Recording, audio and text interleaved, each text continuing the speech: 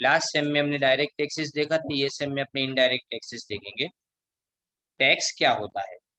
A tax may be defined as a pecuniary यानी monetary burden laid upon individual, यानी ये नागरिकों के ऊपर दिया जाने वाला बोझ है एक तरह से, या तो प्रॉपर्टी के ऊपर, प्रॉपर्टी के ऑनर्स के ऊपर, जिससे गवर्नमेंट है ना उनका खर्चा निकलता है, गवर्नमेंट के खर्चे के लिए होता है। It is financial charge imposed by government on income, commodity और एक्टिविटी। कोई भी कमोडिटी के ऊपर गवर्नमेंट जो भी फीस या तो चार्ज लगाती है इनकम के ऊपर या एक्टिविटी के ऊपर। अब देखो, इनकम के ऊपर जो चार्ज लगता है वो तुम्हारा डायरेक्ट टैक्स में आता है। कोई चीज खरीदते हैं ना, वो जो चार्ज लगता है या तो एक्टिविटी के ऊपर लगता है, वो तुम्हारे इनडायरेक्ट टैक्स में आता है। याद रखना कि इनडायरेक्ट टैक्स का कलेक्शन ज्यादा, पिछले महीने में 1,41,000 करोड़ रुपए का कलेक्शन हुआ गवर्नमेंट ऑफ इंडिया, जीएसटी का खाली। टैक्स इज नॉट, इसमें पेट्रोल डीजल का टैक्स नहीं है, केरोसिन के ऊपर का टैक्स नहीं है, ऑयल के ऊपर का टैक्स नहीं है, पेट्रोलियम प्रोडक्ट्स के ऊपर का कोई टैक्स इसमें नहीं है, लिकर के ऊपर यानी दारू के ऊपर का टैक्स नहीं है। अब सोच लो तो अगर इनको मिला दिया जाए तो फाइनली कितना फिगर हो सकता है? Tax is not a voluntary payment और donation but an enforce contribution. Tax कभी कोई मर्जी से नहीं देता। गवर्नमेंट बोलती है कि टैक्स नहीं भरोगे तो डंडे पड़ेंगे, तभी लोग टैक्स भरने के लिए जाते हैं। यानी वो एनफोर्स कॉन्ट्रीब्यूशन, जबरदस्ती तुमको भरना पड़ता है। Thus it can be said that tax is compulsory extortion of money by government। extortion यानी तुम्हारे पास से जैसे ने हफ्ता लेती है गवर्नमेंट, एक्सटोर्शन का मतलब हफ्ता लेना। वो अपने गुंडे मवाली नहीं हफ्ता लेते हैं, वैसे ही गवर्नमेंट तुमसे हफ्ता ले रही है सब। अब टैक्सेस क्यों? अब सवाल ये नहीं है कि टैक्सेस सही है कि गलत है, सवाल ये है कि टैक्सेस की जरूरत।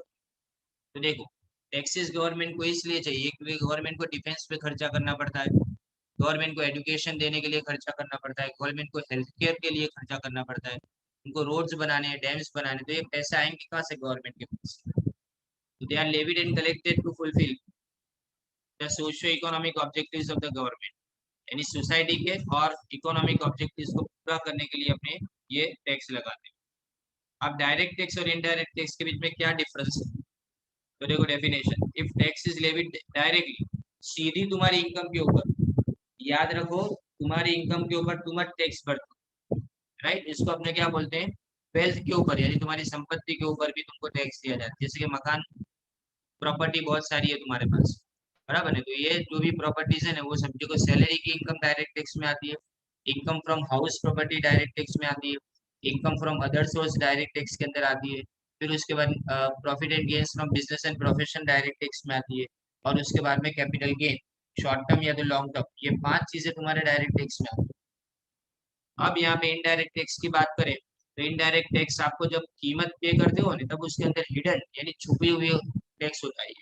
जैसे मोबाइल परचेस किया, तुमने सोचा कि तो 29,900 का मोबाइल है, तो ये 29,900 का मोबाइल, उसके ऊपर टैक्स ऐड करके तुमको दिया जाता है। अब इनडायरेक्ट टैक्स में कैसा होता है कि मैं डायरेक्टली टैक्स भरने नहीं जाता, मैं अपना टैक्स अपने सेलर को दे देता हूँ। यानी मतलब मैंने जिसके पास से खरीदा ने उसको मैंने टैक्स की अमाउंट दे दी, अब वो सेलर भरेगा, मेरी टैक्स की अमाउंट सेलर भरेगा। लेकिन मैं अगर 29,900 का मोबाइल लेता हूँ और मैंने अगर उसके पास से बिल ले लिया तो मैं अपनी जवाबदारी में से छूट गया। फिर चाहे वो सेलर वो टैक्स का पैसा गवर्नमेंट को भरे या ना भरे, मैं जिम्मेदार नहीं, कौन जिम्मेदार? वो सेलर जिम्मेदार। यानी अगर लीगल एक्शन लिया जाएगा तो सेलर के ऊपर लिया जाएगा। अब incidence and impact, a tax is said,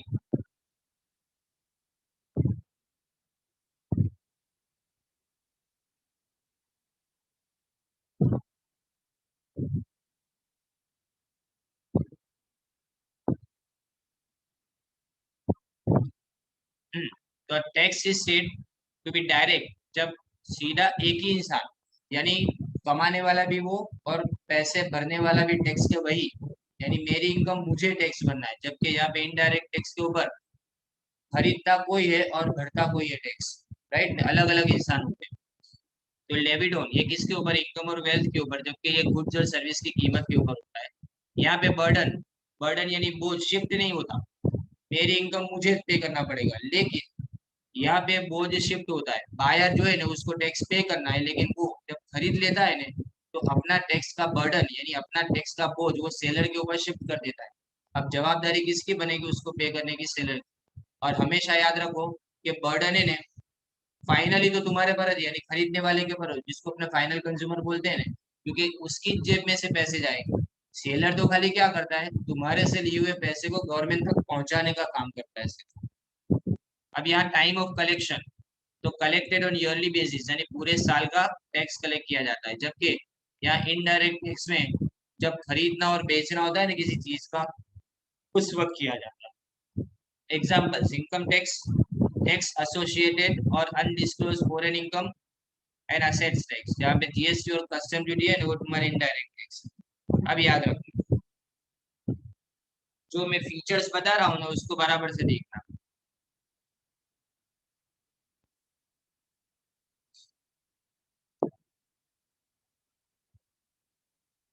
ठीक है, फीचर्स ऑफ इनडायरेक्ट टैक्स, एक तो मेजर सोर्स ऑफ रेवेन्यू। जो इनकम टैक्स बोलते हैं ना, वो इनकम टैक्स से इतना पैसा नहीं आता जितना इनडायरेक्ट टैक्स आता है। यहाँ लिखा है कि 50% से ज्यादा कंट्रीब्यूशन सीजी और एसजी का होता है, यानी सेंट्रल गवर्नमेंट और स्टेट गवर्नमेंट का जो रेवेन्यू है ना, जो इनकम 50% से ज्यादा इनडायरेक्ट टैक्स से आती है। दूसरा, टैक्स किसके ऊपर कलेक्ट किया जाता है, कमोडिटीज यानी गुड्स और सर्विस के ऊपर। और वो भी कब, at the time of their manufacture.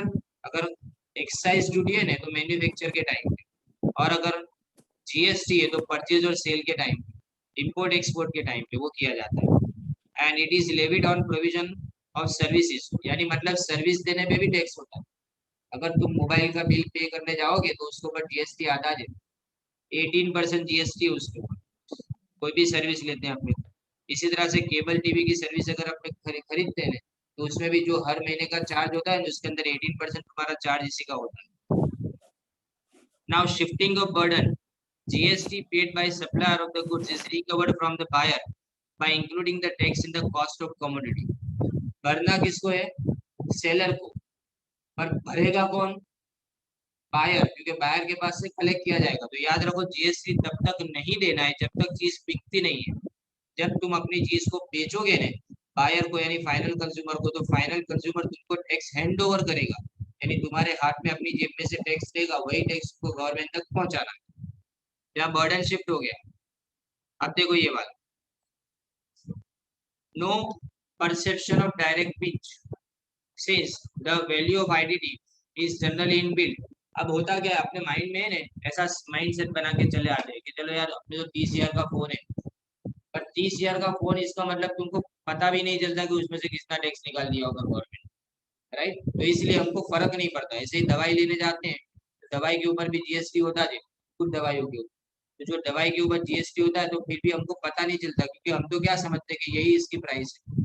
तो इसका मतलब हमको है ना ज्यादा इसके अंदर ऐसा नहीं लगता कि हमने कुछ ज्यादा पे किया, कि हमको प्राइस के अंदर इंक्लूसिव यानी उसके अंदर इंक्लूड करके आपको बोला जाता है। जबकि इनकम टैक्स क्या, तुमने इनकम कमाई अब उसमें से हमको दो, ऐसा बोला जाता है। तो अपने लगता है कि अपनी जेब में से पैसे गए एक्स्ट्रा।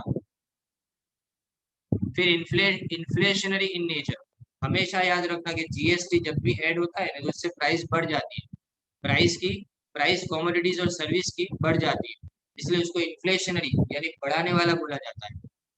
फिर वाइडर टैक्स बेस, बहुत सारी कमोडिटीज ऐसी है ऑलमोस्ट सब कि जिसके अंदर जीएसटी लगाया जाता है, तो इसका मतलब वो हर जगह पे लागू किया गया है। पता है किस जगह पे नहीं है, आप रेलवे में मुसाफरी करते हो जीएसटी नहीं है, लेकिन रेलवे में मुसाफरी करने के टाइम पे अगर तुमने खाना मंगवाया तो उस पर जीएसटी। आज समझे, कोई भी एक्स्ट्रा सर्विस लेते हो ना तो जीएसटी उसको। अगर आप ट्रांसपोर्टेशन की कंपनी के अंदर यानी जीएसआरटीसी या स्टेट रोड ट्रांसपोर्ट कॉर्पोरेशन उसकी बस के अंदर जाते हो ना, तो उस वक्त तुमको टैक्स नहीं भरना है, उसकी टिकट के ऊपर टैक्स नहीं होता है। लेकिन अगर वही प्राइवेट बस के अंदर जाएंगे तो उसमें जीएसटी होता है। बराबर है, जीएसटी इतना जबरदस्त है ना, सीखना और सिखाना दोनों इंटरेस्टिंग होता है ये। इससे सोशल वेलफेयर होता है। High taxes on harmful goods, अब क्या किया गया, शराब के ऊपर ज्यादा जीएसटी, राइट, सिगरेट के ऊपर ज्यादा जीएसटी, लग्जरियस कार्स के ऊपर ज्यादा जीएसटी, जो 10 लाख से ऊपर की है ना उसको। तो जो महंगी महंगी चीजें हैं ना जो तुम्हारे लिए जरूरी बिल्कुल भी नहीं उसके ऊपर जीएसटी ज्यादा लगाया गया। लेकिन जो जरूरी है जिंदगी के लिए उसके ऊपर नहीं लगा। जैसे अभी बताया कि ऑक्सीजन और वेंटिलेटर के ऊपर गवर्नमेंट ने टैक्स माफ कर दिया कोरोना के अंदर। क्या हुआ कि 5% भी अगर टैक्स माफ किया हो तो 5% भी तुमको कम पे करना है ना। सिंपल सी बात है। टीवी अगर आप खरीदते हो ना तो टीवी के ऊपर 12% जीएसटी होता है अगर 43 तक का लिया तो। और अगर 43 से ऊपर का लिया ना अगर आपने तो 18% जीएसटी होता है। लेकिन अगर आपने 65 से भी ज्यादा बड़ा टीवी लिया तो उस वक्त आपको उसके ऊपर 28% जीएसटी देना पड़ता है। डिपेंड करता है ये किस तरह की प्रोडक्ट है और उसकी आपको जरूरत कितनी है उसके ऊपर ये डिपेंड करता है।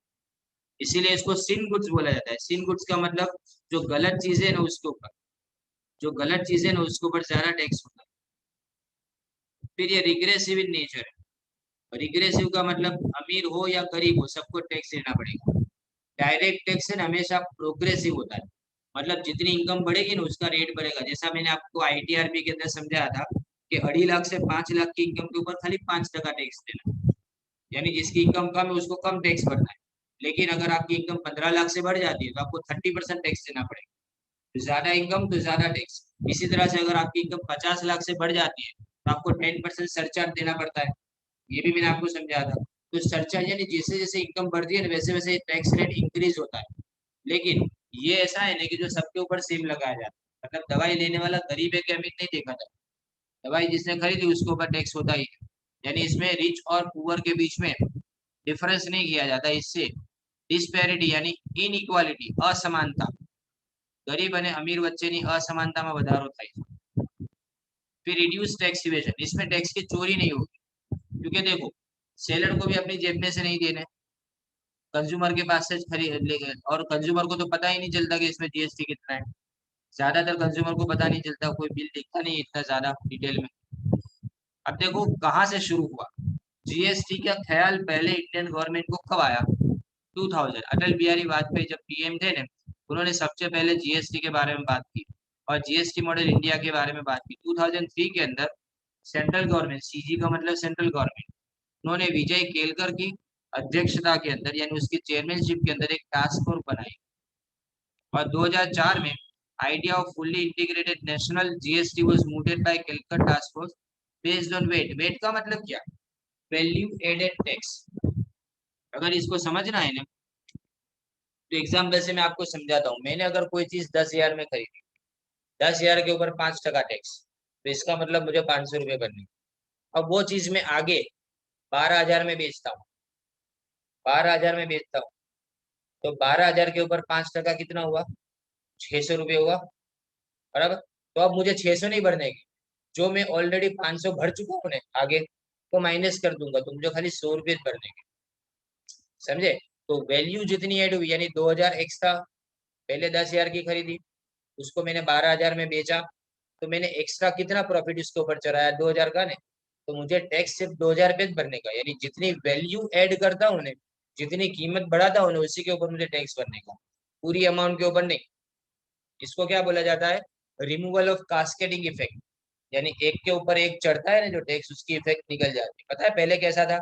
पहले 10,000 के ऊपर आपने 5% भरा, 500 गवर्नमेंट के पास गया। फिर 12,000 में भी पूरा 5% भरो तो 600 गवर्नमेंट के पास गया। अब आगे वाले ने 15,000 में बेचा तो 750 और गवर्नमेंट के पास गए। अब सोचो गवर्नमेंट के पास टोटल कितने गए? 750 भी गए, 600 भी गए और 500 भी गए। तो तुम्हारा इफेक्टिव रेट बहुत बढ़ जाता था। पहले की बात करें अकेला सेल्स टैक्स जब था ना तब, वो टाइम से मैं पढ़ा रहा हूँ, जब अकेला सेल्स टैक्स था ना तब से मैं पढ़ा रहा हूँ, जिसमें कोई आपको क्रेडिट नहीं मिलती थी आगे वाले की। तो उन्होंने एडवाइजर, वो एडवाइजर थे फाइनेंस मिनिस्ट्री के। तो उन्होंने टास्क फोर्स बनाई 2004 में। 2006 में यूनियन मिनिस्टर, देखो यहाँ पे सब है ना एक जैसे जे,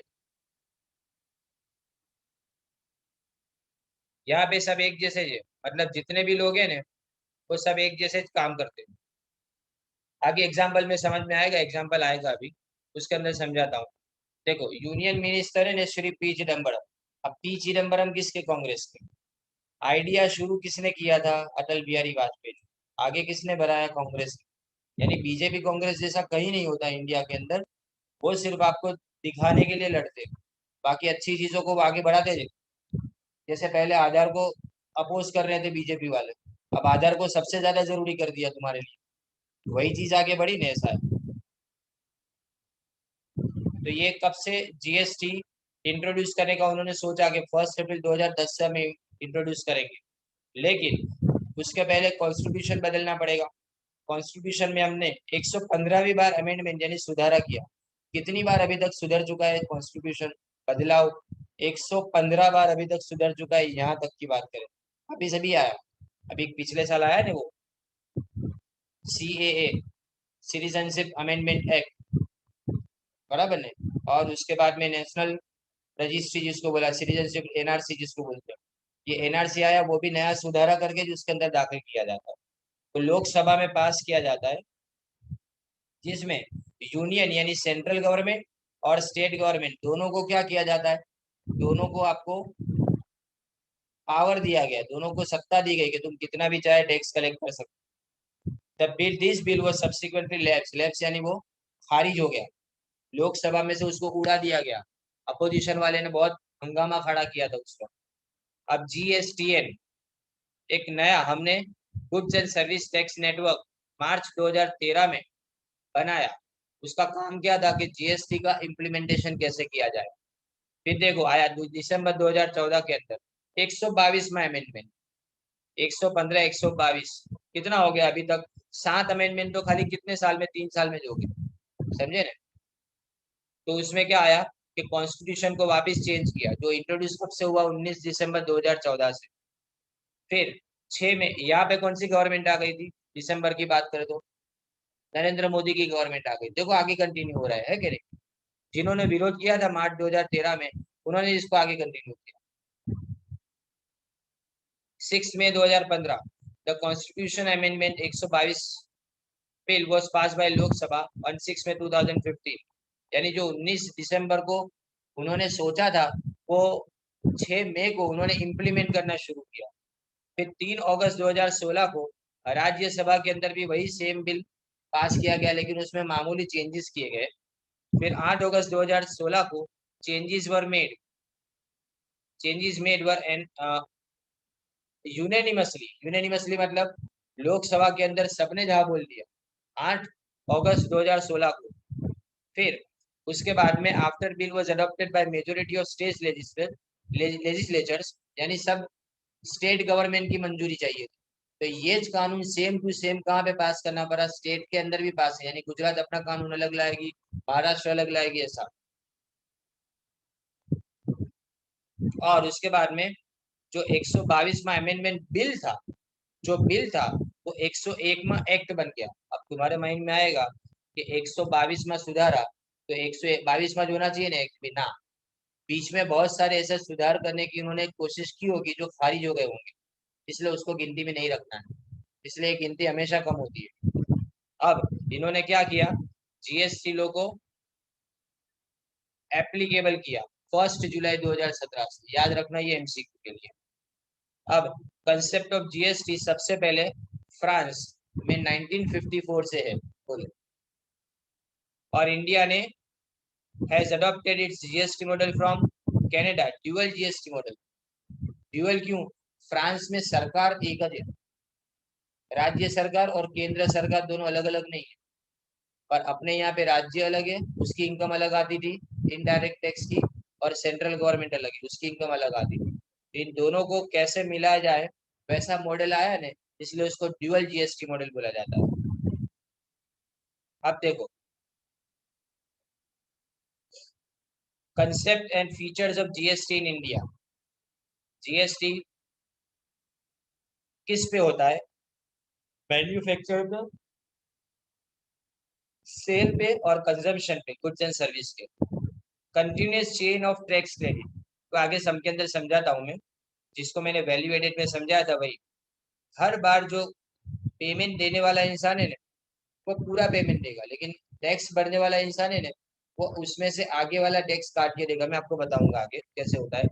इसमें कोई कास्केडिंग, आगे बताया मैंने, कास्केडिंग यानी एक के ऊपर एक टैक्स चढ़ता नहीं जाता है। और यहाँ पे डबल टैक्सेशन नहीं, मतलब एक ही टैक्स, एक कंट्री एक टैक्स, स्टेट गवर्नमेंट अलग टैक्स लगाएगी ऐसा नहीं, हर जगह पे एक ही tax. Uniform tax structure all over India, सबके लिए, one nation one tax one market. अब benefits of GST in India, तो एक तो यूनिफाइड नेशनल मार्केट, पूरी कंट्री एक हो गई, कोई कंट्री के अंदर कम ज्यादा टैक्स नहीं, कोई सॉरी स्टेट के अंदर। फिर कास्केडिंग इफेक्ट खत्म हो गई हमेशा के लिए, लेवल पे लेवल चलाने वाली इफेक्ट। फिर elimination of double taxation, removal of many indirect taxes. पता है कितने टैक्सेस थे? एक पहले सेल्स टैक्स था, उसके बाद में एक्साइज ड्यूटी, उसके बाद में सरचार्जेस, उसके बाद में तुम्हारा एक्साइज की कस्टम ड्यूटी अलग वापिस, बहुत सारे अलग अलग तरह के टैक्स, आप सर्विस टैक्स था एक अलग से। तो ये सारे टैक्स आपके ऊपर लगाए जा रहे थे, हर प्रोडक्ट के टैक्स को अलग तरीके से कैलकुलेट करना पड़ता था, पर ये सब अब चला गया। मेक इन इंडिया इनिशिएटिव को आगे बढ़ाने की बात की, क्योंकि यहाँ पे since lower cost due to reduce taxes, cost कम हो गया, कि टैक्स कम हो गया ना, इसकी वजह से। पता है सबसे पहले लग्जरियस आइटम्स के आइटम सस्ती हुई थी इंडिया में, क्योंकि लग्जरी आइटम्स के ऊपर है ना ज्यादा से ज्यादा टैक्स लगाया जा रहा था, 2-3 बार टैक्स लगाया जा रहा था। अब यहाँ तो लिमिट आ गई कि मैक्सिमम टैक्स कितना, 28%, यानी 28%, उससे ज्यादा नहीं लगा सकते। तो फिर उससे आगे तो बढ़ना ही नहीं है, इसलिए बहुत सारी चीजें सस्ती हो गई थी, खास करके टेलीविजन और 300 लीटर से ज्यादा ऊपर के रेफ्रिजरेटर सस्ते हुए थे। It will boost export and manufacturing and thus generate more employment leading to rise in GDP. GDP अभी देखो इतना खराब माहौल है, ना कोई धंधे चालू है ना कोई दुकान चालू है, लेकिन फिर भी जीएसटी का कलेक्शन अभी तक का सबसे ज्यादा हुआ 1,41,000 करोड़। मतलब क्या हुआ कि हमारी जीडीपी बढ़ रही है। अब ये लास्ट पॉइंट देखो, what makes GST so special, क्यों जीएसटी को इतनी तारीफ क्यों की गई? अपने यहाँ तो लोगों ने उसकी तारीफ की ही नहीं है, क्योंकि उसका इम्प्लीमेंटेशन खराब हुआ था। Since GST is destination based consumption tax, यानी जहां पे तुम चीज को कंज्यूम करते हो ना, वहां पे तुमको टैक्स भरना है, यानी जिसके पास से खरीदा उसको टैक्स दो।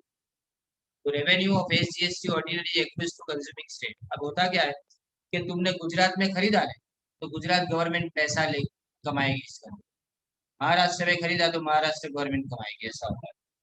जिस जगह से खरीदा उस जगह की स्टेट गवर्नमेंट को पैसा मिलेगा। Inter state supplier in exporting state is allowed to set up the available credit of IGST, CGST, SGST, UTGST against the IGST payable or interstate supply made by him। अब ये मैं आपको example में समझाऊंगा, आगे आएगा, अभी आपको समझ में नहीं आएगा ये। Buying importing state is allowed to avail, ये सब जाने देते हैं अभी, क्योंकि इसको है ना अगर समझना हो तो आपको एग्जांपल से समझना पड़ेगा। देखो ये एग्जांपल, जिसने अभी तक जितने भी सवाल है वो सब यहाँ तुम्हारे क्लियर हो जाएंगे। देखो कैसे होता है intra state supply. What is the meaning of intra state supply? Intra state मतलब एक ही स्टेट के अंदर जो सप्लाई किया जाता है ना, वो एक ही स्टेट के अंदर जो सप्लाई किया जाता है ना, वो उसको अपने इंट्रा स्टेट सप्लाई बोलते हैं।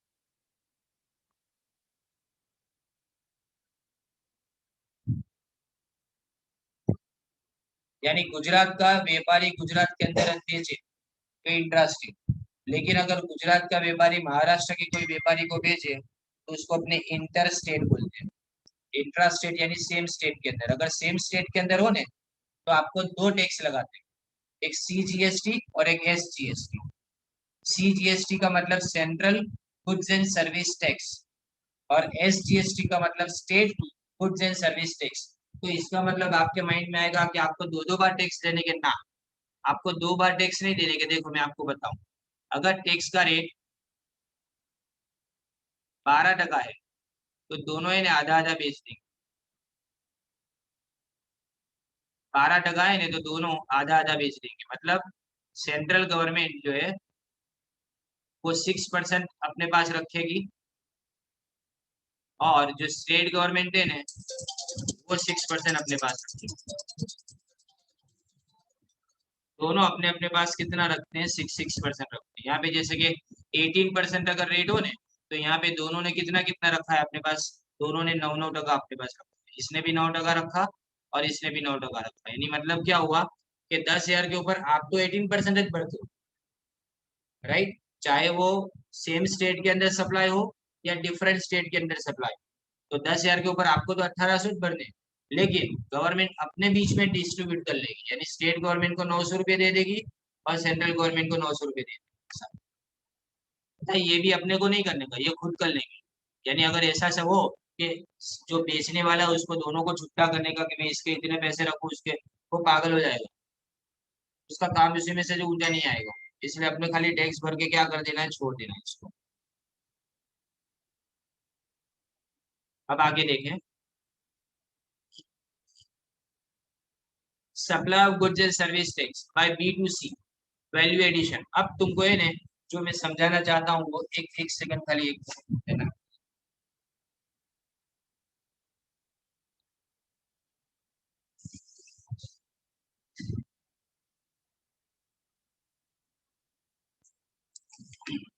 अब देखो बराबर से,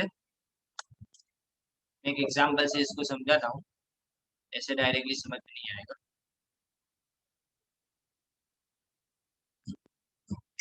देखिए, हम्म, अब यहाँ पे देखो कि अगर समझो कि आपने 1,000, सॉरी,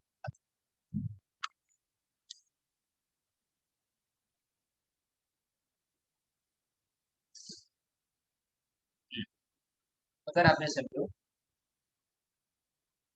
10,000 के गुड्स ए ने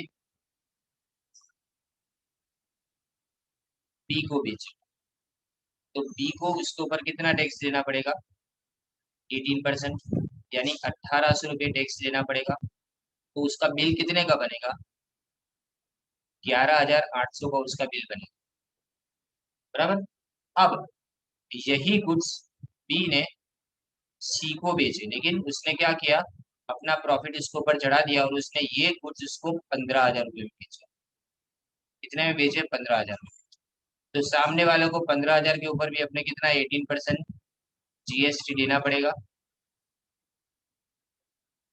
यानी 2,700 रुपये। कितना हुआ, 2,700। कितना हुआ, 2,700। तो यहाँ पे गवर्नमेंट को कितना मिलेगा वो जो मैं समझा रहा हूँ, बराबर ध्यान से समझिए। तो अब बिल कितना बनेगा सी के लिए, सी के लिए बिल कितना बनेगा, जो सी बिल बनाएगा वो कितना होगा, देखो। अब सी बिल बनाएगा 17,700। सी बिल कितने का बनाएगा, 17,700 रुपये का बिल बनेगा, बराबर नहीं। यानी सी को भरने तो कितने भरेंगे, 17,700। सी के अंदर ऐसा कोई रियायत नहीं है, लेकिन अब टैक्स कितना जाएगा सरकार को, ध्यान दे। जब बी के पास से कलेक्ट किया था, देखो यहाँ पे ए जो है ना वो बेच रहा है, ये सेलर है, ध्यान देना, ये सेलर है और ये जो है ना वो परचेजर है। ए सेलर है, बी परचेजर है, बराबर। तो ए अगर सेलर और बी परचेजर है, तो बी को टैक्स देना है, लेकिन किसको, सरकार को नहीं। बी 1,800 रुपये किसको देगा, सेलर को, यानी 1,800 रुपये इसके पास आ गए। अब ये 1,800 रुपये किसके पास जाएंगे, गवर्नमेंट के पास जाएंगे।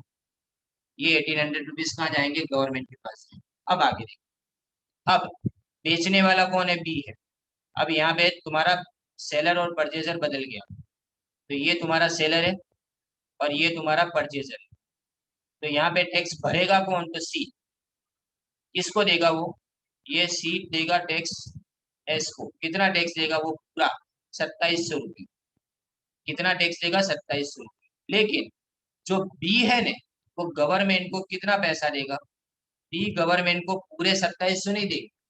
बी क्या करेंगे कि 2,700 में से आगे भरा हुआ टैक्स कितना था, 1,800, उसको क्या करेंगे, वो माइनस कर देंगे। और अल्टीमेटली कितना बचा, 900 जो बचा ने, उस 900 का पेमेंट वो गवर्नमेंट को करेंगे। किसने, 900 का पेमेंट। अब यहाँ सवाल कि गवर्नमेंट के पास कितने आए, तो देख लो, गवर्नमेंट के पास ये 900 भी आए और आगे के 1,800 भी आए, तो मिला के टोटल कितने आ गए, जितने सीने भरे थे वो आ गए। यानी फाइनल कंज्यूमर ने जितना पैसा भरा ने, वो गवर्नमेंट को तो मिल जाए। फाइनल कंज्यूमर ने जो पैसा भरा है ना, वो गवर्नमेंट को मिल जाएगा। और एक एग्जांपल से समझते हैं, जब तक मुझे कन्विंस नहीं होगा ना तब तक मैं एग्जांपल से समझाता जाऊंगा। तो देखो यहाँ पे बात समझिए। अब दूसरा एक एग्जांपल, पहले ए है, बराबर, फिर यहाँ पे बी है। फिर आगे सी है और एक आगे डी है। सबसे पहले ए सेलर है, उसने 10,000 के गुड्स बी को बेचे, राइट।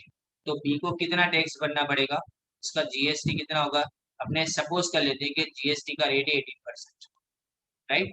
तो अब यहाँ पे जीएसटी कितना भरना पड़ेगा उसको, 1800। कितना भरना पड़ेगा, 1800। अब बी क्या करता है कि प्राइस को चेंज करता है, वो कर देता है उसको 12,000, और ये 12,000 के गुड्स को किसको बेच रहा है, सी को बेच रहा है। ये सी को बेच रहा है, तो यहाँ पे सी को जीएसटी पे करना पड़ेगा कितना, 12,000 के ऊपर 18%, बराबर ना। अपने दिमाग में वो आता है, जो करते हैं वो देखो।